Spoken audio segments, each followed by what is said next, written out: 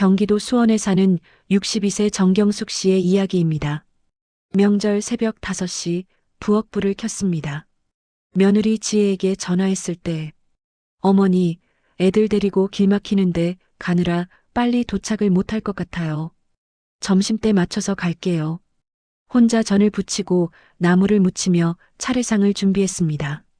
오전 11시 상이 거의 완성될 무렵 초인종이 울렸습니다. 딸 희연이가 손주들을 데리고 왔고 아들 종건이 내외도 도착했습니다. 애들아, 어서 와. 갑작스레 왁자지껄해진 집안. 반가우면서 상차림으로 힘도 들고 정신이 없을 무렵 딸은 소파에 앉아 핸드폰만 보고 며느리는 어머니, 애들 때문에요 하며 손주들과 놀기 시작했습니다. 차례를 지내고 밥을 먹었습니다.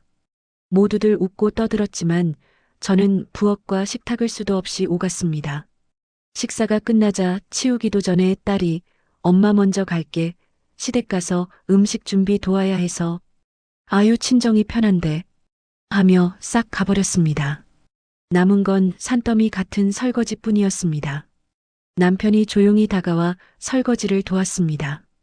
당신 혼자 다 했구만. 괜찮아. 익숙해.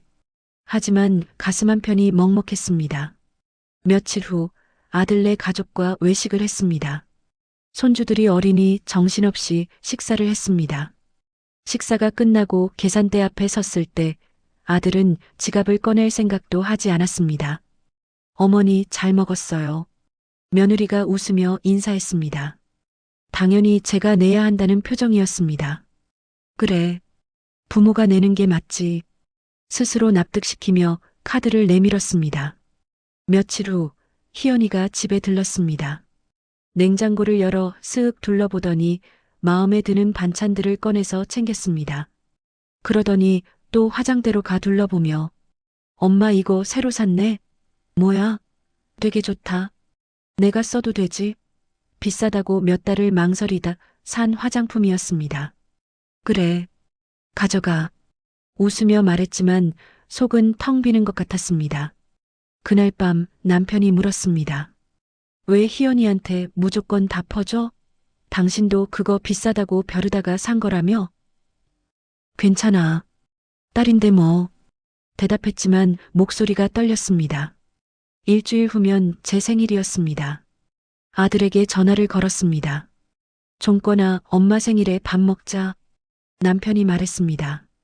엄마, 애들 데리고 외식하면 정신없잖아요. 그냥 집에서 간단히 먹는 게 편하지 않아요? 희연이도 엄마 집밥이 최고지 하며 동조했습니다. 그래, 집에서 먹는 게 편하겠지. 그럼 엄마가 차릴게. 받아들였습니다. 제 생일날까지 제가 손수 생일상을 봐야 한다는 게 하지만 자식들이 바쁘니 할 수 없다 생각했습니다. 생일 며칠 전부터 장을 봤습니다. 종건이 좋아하는 갈비찜, 희연이 좋아하는 잡채, 손주들 반찬까지 하나하나 준비했습니다. 장바구니가 무거웠지만 기분은 좋았습니다. 이번엔 다 같이 밥 먹으면서 얘기 많이 하자. 한편 남편은 조용히 케이크와 꽃을 예약했습니다. 생일 당일 아침 새벽부터 일어나 음식을 준비했습니다. 갈비찜이 보글보글 끓고 전을 부치고 나물을 무쳤습니다. 손목이 시큰거렸지만 행복했습니다. 오후 2시 저녁 식사 몇 시간 전이었습니다. 종건이에게서 전화가 왔습니다. 엄마 미안해. 갑자기 야근 들어가서 오늘 못 갈 것 같아. 정말 미안해. 손에 들고 있던 국자가 떨어질 뻔했습니다. 그래, 어쩔 수 없지. 30분 후 희연에게서 문자가 왔습니다. 엄마 미안 유유 애들 학원 데려다 주느라 정신없어서 오늘이 생일인 줄 깜빡했어. 엄마 생일 축하해. 밤에 밥 한번 같이 먹자. 핸드폰을 내려놓고 차려놓은 밥상을 멍하니 바라봤습니다. 텅 빈 의자들이 눈에 들어왔습니다. 저녁 6시 혼자 식탁에 앉았습니다. 정성껏 만든 음식들이 차가워지고 있었습니다. 눈물이 주르륵 흘러내렸습니다. 평생 저것들만 보고 살았는데 어떻게 나한테 이럴 수 있지. 어깨가 들썩였습니다. 그때 현관문이 열렸습니다. 남편이 케이크와 꽃다발을 들고 들어왔습니다. 아무 말 없이 케이크를 식탁에 놓고 촛불을 켰습니다. 생일 축하합니다. 생일 축하합니다. 사랑하는 우리 경숙이 생일 축하합니다. 남편의 어설픈 노래가 부엌에 울려 퍼졌습니다. 처음 들어보는 남편의 노랫소리였습니다. 참았던 눈물이 터져 나왔습니다. 남편이 다가와 등을 토닥였습니다. 울지 마. 내가 있잖아. 촛불을 끄고 둘이 조용히 케이크를 먹었습니다. 남편이 제 손을 잡았습니다. 여보, 자식들에게 너무 잘해주지 마. 그놈들은 고마운 줄도 모르고 당신 희생을 당연한 줄 알아. 엄마를 위해 줄 줄도 모르고. 고개를 끄덕였습니다. 그날 밤 남편은 자식들에게 문자를 보냈습니다. 이 괘씸한 놈들아. 니들이 아무리 바빠도 그렇지 엄마 생일을 이런 식으로 지나쳐? 그것도 엄마가 자기 생일에 니들 먹인다고 생일상까지 힘들게 차리게 하고서 당일에 그렇게 쉽게 취소하고. 엄마가 얼마나 서운해했는지 아냐? 평생 너희만 보고 살았는데. 엄마가 용서한다고 해도 아빠가 용서 못한다. 다음 날 아침 종건과 희연에게서 사과 문자가 왔습니다. 엄마 정말 미안해. 주말에 외식하자. 엄마 좋아하는데 예약할게. 하지만 답장을 하지 않았습니다.